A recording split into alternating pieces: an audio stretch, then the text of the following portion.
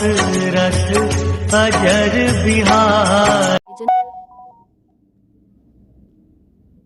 राजा दशरथ ने राजकुमारों, उनकी पत्नियों, ऋषि महर्षियों, मंत्रियों एवं परिजनों के साथ अयोध्या के लिए प्रस्थान किया। प्रस्थान करते ही सभी ओर भयंकर शब्द करने वाले पक्षियों आवाजें सुनाई देने लगी। पृथ्वी पर विचरण करने वाले वन्य पशु उनकी बाईं ओर दौड़ने लगे। इस पर दशरथ ने वशिष्ठ जी से कहा, गुरुदेव, ये कैसी माया है, जहाँ पक्षियों का भयंकर स्वर अपशकुन का सूचक है, वही मृगों का बाने होकर जाना शुभ शकुन की सूचना देता है। दोनों प्रकार के शकुन एक साथ क्यों हो रहे हैं? महाराज दशरथ के इस प्रश्न के उत्तर में वशिष्ठ जी बोले, पक्षियों के भयंकर ध्वनि से ज्ञात होता है कि कोई भय उत्पन्न करने वाली घटना घटने वाली है, और मृग आदि पशुओं के इस प्रकार जाने से पता चलता है कि वह भयानक घटना सरलता से शांत हो जाएगी। इसलिए आप किसी प्रकार की चिंता न करें। ये वार्तालाप अभी चल ही रहा था कि बड़े जोरों की आंधी आई, परिणाम स्वरूप वृक्ष पृथ्वी पर गिरने लगे। तभी राजा दशरथ को भृगु कुल के ऋषि परशुराम दृष्टिगत हुए। उनकी वेशभूषा बड़ी भयंकर थी। बड़ी बड़ी जटाएं उनके तेजस्वी मुख पर बिखरी हुई थी, नेत्रों में क्रोध की लालिमा थी, कंधे पर कठोर फरसा और हाथों में धनुष बाण थे।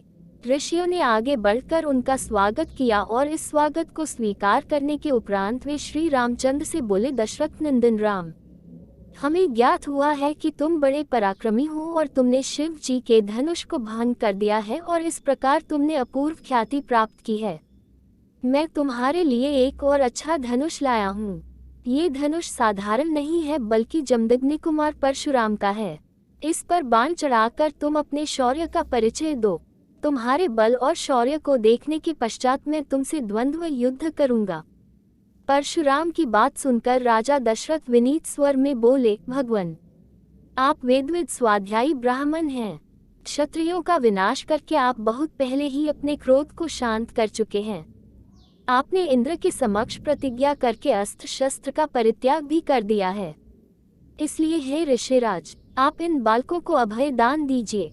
यदि आपके हाथों राम मारा गया तो हम में से कोई भी उसके वियोग में जीवित नहीं रह सकेगा। परशुराम जी ने दशरथ की बात पर कुछ भी ध्यान नहीं दिया। वे राम से बोले, राम, संसार में केवल दो ही धनुष सर्वश्रेष्ठ माने जाते हैं। सारा संसार उनका सम्मान करता है। विश्वकर्मा ने उन दोनों को स्वयं अपने हाथों से बनाया था। उनमें से एक भगवान शिव के पास था और उसी से भगवान शिव ने त्रिपुरासुर का वध किया था। तुमने उसी धनुष को तोड़ डाला है। दूसरा दिव्य धनुष मेरे हाथ में है। ये भगवान विष्णु का धनुष है। ये भी पिनाक की भांति ही शक्तिशाली है। एक बार शिव और विष्णु में भयंकर युद्ध हुआ। विष्णु को देवताओं ने श्रेष्ठ मानकर शांत किया। शांत होने पर विष्णु ने भृगुवंशी ऋचिक मुनि को धरोहर के रूप में वह धनुष दे दिया। अपने पूर्व पुरुषों से यह धनुष मुझे प्राप्त हुआ है। अब तुम एक क्षत्रिय के नाते इस धनुष को लेकर इस पर बाण चढ़ाओ और सफल होने पर मेरे साथ द्वंद्व युद्ध करो। इस प्रकार से परशुराम के द्वारा बार बार ललकारे जाने पर रामचंद्र बोले, हे भार्गव, मैं ब्राह्मण समझकर आपका सम्मान कर रहा हूँ और आपके समक्ष कुछ विशेष बोल नहीं रहा हूँ, किंतु आप मेरी इस विनयशीलता को पराक्रमहीनता एवं कायरता समझ रहे हैं और मेरा तिरस्कार कर रहे हैं। लाए, धनुष बाण मुझे दीजिए। ये कहकर उन्होंने झपटकर परशुराम के हाथ से धनुष बाण ले लिए और धनुष पर बाण चढ़ाकर बोले, हे भृगुनंदन, ब्राह्मण होने के कारण आप मेरे पूज्य हैं, इसीलिए इस बाण को मैं आप पर नहीं छोड़ सकता। परंतु धनुष पर चढ़ने के बाद ये बाण कभी निष्फल नहीं जाता। इसका कहीं न कहीं उपयोग करना अनिवार्य हो जाता है। इसलिए मैं इस बाण को छोड़कर आपकी शीघ्रतापूर्वक सर्वत्र आने जाने की शक्ति को नष्ट किए देता हूँ। श्री राम की बात सुनकर शक्तिहीन हो गए परशुराम जी विनयपूर्वक कहने लगे, बाण छोड़ने से पूर्व मेरी एक बात सुन लीजिए। क्षत्रियों को नष्ट करके मैंने ये भूमि कश्यप जी को दान में दी थी। उस समय उन्होंने मुझसे कहा था कि अब तुम्हें पृथ्वी पर नहीं रहना चाहिए, क्योंकि तुमने पृथ्वी का दान कर दिया है। तभी से मैं गुरुवर कश्यप जी की आज्ञा का पालन करता हुआ कभी भी रात्रि में पृथ्वी पर वास नहीं करता। अतः हे राम, कृपा करके मेरी गमन शक्ति को नष्ट मत करो। मैं मन के समान गति से महेंद्र पर्वत पर चला जाऊंगा। मुझे ज्ञात है कि इस बाण का प्रयोग निष्फल नहीं जाता, इसलिए आप इस बाण के द्वारा उन अनुपम लोकों को नष्ट कर दें जिन पर मैंने अपनी तपस्या से विजय प्राप्त की है। आपने जिस सरलता से इस धनुष पर बाण चढ़ा दिया है, उससे मुझे विश्वास हो गया है कि आप मधु राक्षस का संहार करने वाले साक्षात विष्णु हैं। राम ने परशुराम की प्रार्थना को स्वीकार किया और उनके द्वारा तपस्या के बल पर अर्जित समस्त पुण्यलोकों को नष्ट कर दिया। इसके पश्चात परशुराम जी तपस्या करने के लिए महेंद्र पर्वत पर चले गए और वहां उपस्थित सभी ऋषि मुनियों सहित राजा दशरथ ने रामचंद्र की भूरी भूरी प्रशंसा की।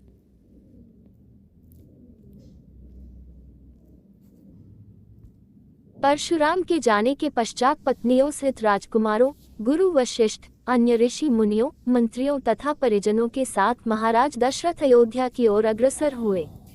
मंत्रियों ने शीघ्र ही 2 शीघ्रगामी दूतों को सभी के वापस आने की सूचना देने के लिए अयोध्या भेज दिए। दूतों के अयोध्या पहुंचने तथा सूचना देने पर नगर के सभी चौराहों, अट्टालिकाओं, मंदिरों एवं महत्वपूर्ण मार्गों को नाना भांति की रंग बिरंगी ध्वजा पताकों से सजाया गया। राजमार्ग पर बड़े बड़े सुरम्य द्वार बनाए गए और उन्हें तोरणों से सजाया गया। मार्गों में केवड़े और गुलाब आदि का जल छिड़का गया। सुंदर चित्रों, मांगलिक प्रतीकों, वंदनवारों आदि से हाट बाजारों को भी बड़ी सुरुचि के साथ सजाया गया। एक अभूतपूर्व उल्लास छा गया सारी अयोध्या में। अनेक प्रकार के वाद्य बजने लगे, घर घर में मंगलगान होने लगे। ये ज्ञात होने पर कि बारात लौटकर अयोध्या के निकट पहुंच गई है तथा नगर के मुख्य द्वार में प्रवेश करने ही वाली है, सुंदर, सुकुमार, रूपवती, लावण्यमयी कुमारियां अनेक रत्नजटित वस्त्राभूषणों से सुसज्जित होकर आगंतुकों का स्वागत करने के लिए आरतियां लेकर पहुंच गईं। महाराज दशरथ और राजकुमारों के स्वर्णिम फूलों से सुसज्जित सोने के हौदे वाले हाथियों पर बैठकर नगर में प्रविष्ट होने पर चारों ओर उनकी जय जयकार होने लगी। ऊंची ऊंची अट्टालिकाओं पर बैठी हुई सुंदर सौभाग्यवती रमणियां उन पर पुष्प वर्षा करने लगीं। अयोध्या की नववधुओं सीता, उर्मिला, मांडवी और श्रुतकीर्ति को देखने के लिए अट्टालिकाओं की खिड़कियां और छज्जे दर्शनोत्सुक युवतियों, कुमारियों से ही नहीं वरन प्रौढ़ाओं एवं वृद्धाओं से भी खचाखच भर गए। सवारी के राजप्रसाद में पहुंचने पर राजा दशरथ की समस्त रानियों ने द्वार पर आकर अपनी वधुओं की अगवानी की। महारानी कौशल्या, कैकेयी एवं सुमित्रा ने आगे बढ़कर बारी बारी से चारों वधुओं को अपने हृदय से लगाया और असंख्य हीरे मोती उन पर न्यौछावर करके उपस्थित याचकों में बांट दिए। फिर मंगलाचार के गीत गाती हुई चारों राजकुमारों और उनकी अर्धांगिनियों को राजप्रासाद के अंदर ले आईं। इस अपूर्व आनंद के अवसर पर महाराज दशरथ ने दानादि के लिए कोष के द्वार खोल दिए और मुक्त हस्त से नगरवासी ब्राह्मणों को भूमि, स्वर्ण, रजत, हीरे, मोती, रत्न, गौएं, वस्त्रादि दान में दिए। राजकुमारों को राजप्रासाद में रहते कुछ दिन आनंद पूर्वक व्यतीत हो जाने पर महाराज दशरथ ने भरत को बुलाकर कहा, वत्स, तुम्हारे मामा युधाजित को आए हुए पर्याप्त समय हो गया है। तुम्हारे नाना नानी तुम्हें देखने के लिए आकुल हो रहे हैं, अतः तुम कुछ दिनों के लिए अपने ननिहाल चले जाओ। पिता के आदेशानुसार भरत और शत्रुघ्न ने अपनी माताओं तथा राम और लक्ष्मण से विदा लेकर अपने मामा युधाजित के साथ कैकेय देश के लिए प्रस्थान किया। राम ने अपने सौम्य स्वभाव, दयालुता और सदाचरण से न केवल अपने प्रासाद के निवासियों का बल्कि समस्त पुर के स्त्री पुरुषों का हृदय जीत लिया था। वे सबकी आंखों के तारे थे और अत्यंत लोकप्रिय हो गए थे। परिवार के सदस्य उनकी विनयशीलता, मंत्रीगण उनकी नीति निपुणता, नगर निवासी उनके शील सौजन्य और सेवकगण उनकी उदारता का बखान करते नहीं थकते थे। इधर सीता के मधुभाषी स्वभाव, सास ससुर की सेवा, पातिव्रत्य धर्म आदि सद्गुणों ने भी सभी लोगों के मन को मोह लिया। नगर निवासी राम और सीता की युगल जोड़ी को देखकर अत्यंत प्रसन्न होते थे। उनके प्रेम और सद्व्यवहार की चर्चा घर घर में की जाती थी।